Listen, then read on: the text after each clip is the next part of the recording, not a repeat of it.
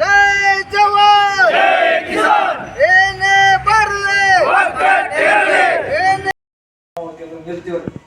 ಹೋರಾಟದ ದೃಷ್ಟಿಯಿಂದ ಅದು ವೈಯಕ್ತಿಕ ಅಥವಾ ಹಿಂಗ ರಾಜಕೀಯ ದೃಷ್ಟಿಯಿಂದ ಆದ್ರೆ ನೋಡ್ರಿ ಅವ್ರ ಬೇರೆ ಕಡೆ ಇರ್ತಾವ ನಾವು ಇದನ್ನ ಏನೇನೋ ತಿಳ್ಕೊಳ್ಳೋದಿಲ್ಲ ನಾವು ಅವಾಗ ಎಲ್ಲ ಒಂದ ರೈತರ ತೆರಿಗೆ ಅಂತಂದಾಗ ಒಂದ ಅನ್ನುವಂಥ ದೃಷ್ಟಿಯಿಂದ ನಾವು ಕೈಗೊಂಡಾಗ ನಾವು ವ್ಯವಸ್ಥೆ ನೀವು ಮಾಡ್ರಿ ಎಲ್ಲೆಲ್ಲಿ ಅದಾವ ಇನ್ನೂ ಭಾಳಷ್ಟು ಮಂದಿನೂ ಒಂದಿಷ್ಟು ಸಂಘಟನೆ ಮಾಡಕ್ಕೆ ಕರೆಯಾಗ್ತವೆ ತಗೊಂಡು ಸಾಲ ಮಾಡಿಕೊಂಡು ಸಾಲದಲ್ಲಿ ಬದುಕಿ ಸಾಲದಲ್ಲಿ ಸಾಯ್ತಕ್ಕಂಥ ಅಷ್ಟೇ ಅಲ್ಲ ಆತ್ಮಹತ್ಯೆ ಮಾಡ್ತಕ್ಕಂಥ ಪ್ರಸಂಗ ಇವತ್ತು ರೈತರ ಮೇಲೆ ಬಂದದ.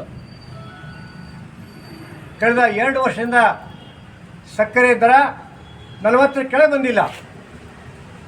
ಆದರೆ ರೈತರು ಬೆಳೆದಂಥ ಕಬ್ಬಿಗೆ ಇವತ್ತು 3,000ಕ್ಕಿಂತ ₹1 ಹೆಚ್ಚು ಕೊಡಲಿಕ್ಕೆ ಕಾರ್ಖಾನೆ ಮಾಲೀಕರು ತಯಾರಿಲ್ಲ. ನಾವು ಅದರ ಲೆಕ್ಕಪತ್ರವನ್ನು ಕೊಟ್ಟಿದ್ದೀವಿ.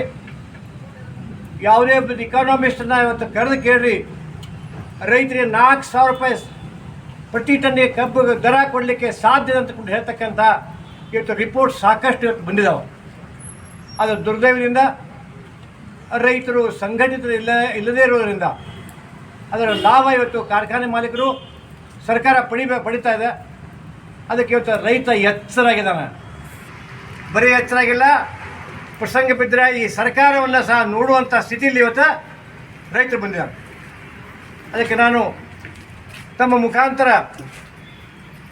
ಈ ಸರ್ಕಾರಕ್ಕೆ ಕಾರ್ಖಾನೆ ಮಾಲೀಕರಿಗೆ ಇನ್ನೊಮ್ಮೆ ವಿನಂತಿ ಮಾಡ್ಕೊಂಡೇ ತಪ್ಪಿಲ್ಲ.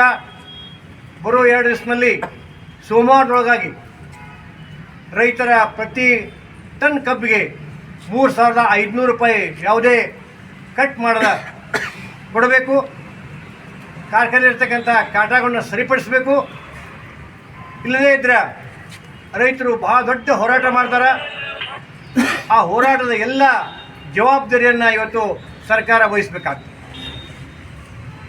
ಇದರ ಅಂಗವಾಗಿ ಇವತ್ತು ಇಡೀ ಹುಕ್ಕೇರಿ ತಾಲೂಕಿನ ರೈತರು ತಾವಾಗಿ ಬಂದು ಮಂಗಳವಾರ ದಿವಸ ಹುಕ್ಕೇರಿಯಲ್ಲಿ ಕೋರ್ಟ್ ಸರ್ಕಲ್, ಬಸವೇಶ್ವರ ಸರ್ಕಲ್ ಅಂತ ನಾವೇನು ಕರಿತೀವಿ, ಅಲ್ಲಿ ಬಹಳ ದೊಡ್ಡ ಪ್ರಮಾಣದ ಒಂದು ಪ್ರತಿಭಟನೆಯನ್ನು ಹಮ್ಮಿಕೊಂಡಿದ್ದಾರೆ.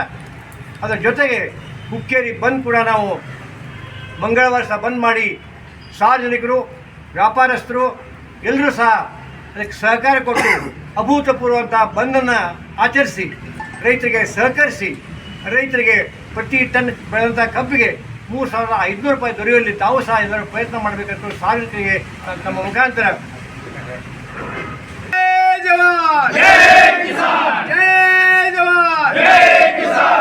ಒಂದು MLAಗಳಿಗೂ ಸಹಿತ ಆಯಾ ತಾಲೂಕಿನ ಎಲ್ಲ ರೈತರು ಕೂಡ ಹೇಳಿದಾರೆ, ರೇಟ್ ಈ ಸಲ ನಮಗೆ ಜಾಸ್ತಿ ಕೊಡ್ಬೇಕು, ಗೊಬ್ಬರ ರೇಟ್ ಹೆಚ್ಚಾಗಿದೆ, ಅದ್ರ ಜೊತೆಗೆ ಔಷಧ ಅದರ ರೋಗ ಜಾಸ್ತಿ ಆಗಿದೆ, ಇವತ್ತು ನಿರ್ವಹಣೆ ಖರ್ಚು ಹೆಚ್ಚು ಬಂದದ, ಇವತ್ತು ಅದಕ್ಕೆ ರೈತರಿಗೆ ಅದಕ್ಕೆ ಏನೂ ಉಳಿಯಂಗಿಲ್ಲ, ನೀವು ರೇಟ್ ಕೊಡಲೇಬೇಕು, ಇಲ್ಲಾಂದ್ರೆ ನಾವು ಹೋರಾಟ ಮಾಡ್ತೀವಿ ಅಂತ ಮುಂಚೆನೇ ಇವತ್ತು ಹೇಳಿ ಇವತ್ತು ಅದರ ಪರಿಣಾಮ ಇವತ್ತು ಗುರ್ಲಾಪುರ ಕ್ರಾಸ್ ಒಳಗೆ ಸತತ 3ನೇ ದಿವಸ ಇವತ್ತು 4ನೇ ದಿವಸ ಇವತ್ತು ಕಾಲ ಇರ್ತದೆ ಏನೋ ಗೊತ್ತಿಲ್ಲ.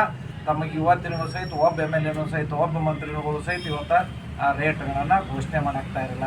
ತಾವೇನು ಮಾಡಾಕ್ತಾರೆ ಇವತ್ತು?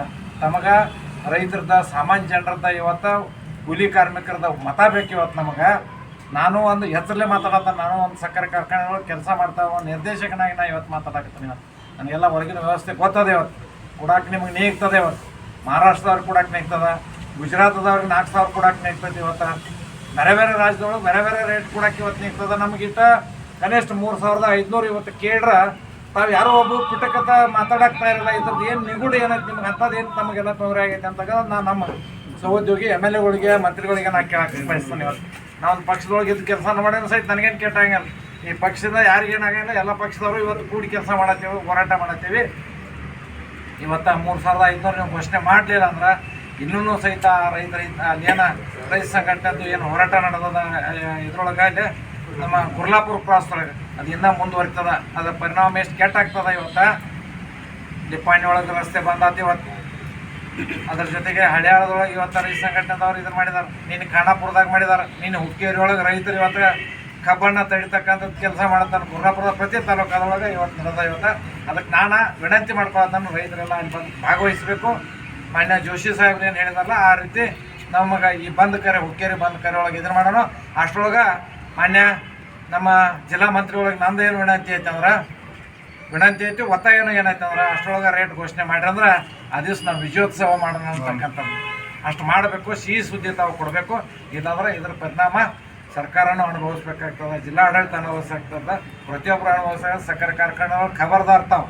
ನಾವು ನಿಮ್ಮ ಕೈ ಹಾಕೋಕ್ಕಾಗಂಗಿಲ್ಲ. ಮುಂದೆ ರೈತರ ಕಬ್ಬು ಹಾಕಿದಾಗ ಸಕ್ಕರೆ ಬರ್ತೈತೆ ಅಂತ ಅರ್ಥ ಮಾಡ್ಕೊಂಡು ಇವತ್ತು ಹೆಚ್ಚಿಗೆ ರೇಟ ಕೇಂದ್ರ ಜೊತೆ ಗುದ್ದಾಡ್ರಿ, ನೀವು ಹೆಚ್ಚು ಮಾಡ್ಕೋರಿ. ಇವತ್ತು ನಮಗೆ ಹೇಳ್ಬೇಡ, ನಮಗೆ ಈಗ ಹೆಚ್ಚಾಗೈತಿ. ಇವತ್ತು ನಾನು ಇನ್ನೇ ನೋಡಿ 82,000 ರೂಪಾಯಿ ಪ್ರತಿ ಎಕರೆ ಕಬ್ಬು ಇವತ್ತು ಕಟಾವು ಮಾಡಿ ಕಳಿಸೋ ತನಕ 82,000 ರೂಪಾಯಿ ಬರ್ತೈತಿ. ಇವತ್ತು 30 ಟನ್ ಹಿಡಿದ್ರೆ ಅದ್ರೊಳಗೆ 7,500 ರೂಪಾಯಿ ಹಣ ಉಳಿಯಂಗಿಲ್ಲ ಮತ್ತು ಪರ್ ಎಕರೆ. ಇವತ್ತು 40 ಟನ್ ತೆಗೆದ್ರೆ ಭಾಳ ಅಂದ್ರೆ 37,000 ರೂಪಾಯಿ ಉಳಿತೈತಿ. ಇವತ್ತು ಅಷ್ಟು ಸಹಿತ ಉಳಿಲ್ಲ ಅಂತ ಆ ಭೂಮಿ ಕಿಮ್ಮತ್ತನ್ನು ಇವತ್ತು ನೋಡ್ರಿ ಯಾವುದೂ ಉಳಿಯಂಗಿಲ್ಲ.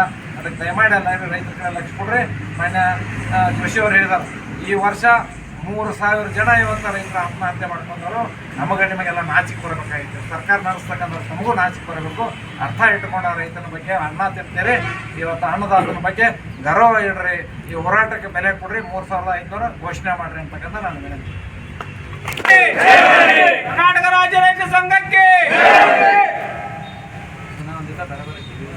ರಾಜ್ಯ ರೈತ ಸಂಘಕ್ಕೆ, ಕರ್ನಾಟಕ ರಾಜ್ಯ ರೈತ ಸಂಘ ಹಾಗೂ ಕೂಲಿ ಕಾರ್ಮಿಕರ ಹಿತಾಸಕ್ತಿ ಸಂಘ ಹಾಗೂ ರೈತ ಹಿತರಕ್ಷಣೆ ವೇದಿಕೆ ಹಾಗೂ ಎಲ್ಲ ಒಕ್ಕೂಟದವ್ರು ಕೂಡ್ಕೊಂಡು ಇವತ್ತು ನಾವು ಒಂದು ನಿರ್ಣಯ ಮಾಡಿದ್ದೇವೆ. ಬರುವ ದಿನ ಮಂಗಳವಾರ ದಿವಸ 4ನೇ ತಾರೀಕು ಹುಕ್ಕೇರಿ ಬಂದ್ ಕರೆ ಕರೆದಿದ್ದೇವೆ. ಏನು ನಮ್ಮ ಕಿರಾಣಿ ಅಂಗಡಿಗಳು ಎಲ್ಲ ಫರ್ಟಿಲೈಸರ್ ಅಂಗಡಿಗಳನ್ನ ಬಂದ್ ಮಾಡಿ ಅವರು ಕೂಡ ನಮ್ಗೆ ಸಹಕಾರ ಮಾಡ್ತಾ ಇದ್ದಾರೆ. ಅವತ್ತು ಬಂದ್ ಮಾಡಿ ಸಹಕಾರ ಮಾಡಿ ಅವರು ಕೂಡ ಈ ನಮ್ಮ ರೈತರಿಗೆ 3,500 ರೂಪಾಯಿ ಕೊಡ್ಬೇಕಂತೇಳಿ ಅವರು ಬೆಂಬಲ ಕೊಡ್ತಾ ಇದ್ದಾರೆ. ಮತ್ತು ಇನ್ನೊಂದು ಏನಂದ್ರೆ ನಮ್ಮ ತಾಲೂಕಿನ ಸುತ್ತಮುತ್ತಲಿನ ಎಲ್ಲ ಹಳ್ಳಿಗಳು ಏನು ರೈತರು ಇದ್ರಿ, ದಯಮಾಡಿ ಕಬ್ಬು ಬೆಳೆದಂಥ ಬೆಳೆಗಾರರು ಅವತ್ತು ಸರಿಯಾಗಿ 6 ಗಂಟೆಗೆ ಹುಕ್ಕೇರಿ ಕೋರ್ಟ್ ಸರ್ಕಲ್ ಮೇಲೆ ಬರಬೇಕು. ಅವತ್ತು ಬಂದ್ ಮಾಡಿ ಅಡವಿ ಸಿದ್ದೇಶ್ವರ ಮಠದಿಂದ ಪಾದಯಾತ್ರೆ ಮುಖಾಂತರ ಬರ್ತಾ ಇದ್ದೇವೆ. ಅಷ್ಟರಲ್ಲೇ ನಾವು 6 ಗಂಟೆಗೆ ನಾವು ಚಾಲನೆ ಮಾಡೋಣ ಅಂತೇಳಿ ನಮ್ಮ ಹಿರಿಯ ವಕೀಲರ ಜೊತೆ ನಾವು ಕೇಳ್ತಾ ಇದ್ದೀನಿ. ಯಾಕಂದ್ರೆ ಬೆಳಗ್ಗೆ 6 ಗಂಟೆಗೆ ಚಾಲೂ ಮಾಡ್ರೆ ನಾವು ಅದು ಹೋರಾಟ ಯಾವಾಗ ಬಂದಾಗೈತಿ ಹೇಳಕ್ಕೆ ಬರೋಂಗಿಲ್ಲ. ಆದರೆ ಹೋರಾಟ ಮಾತ್ರ ನಾವು ಬೆಳಗ್ಗೆ 6 ಗಂಟೆಗೆ ಸ್ಟಾರ್ಟ್ ಮಾಡ್ತಾ ಇದ್ದೇವೆ. ಎಲ್ಲ ರೈತರು ಅದನ್ನು ಸಹಕರಿಸ್ಬೇಕಂತೇಳಿ ನಾನು ಮಾಧ್ಯಮರ ಮುಖಾಂತರ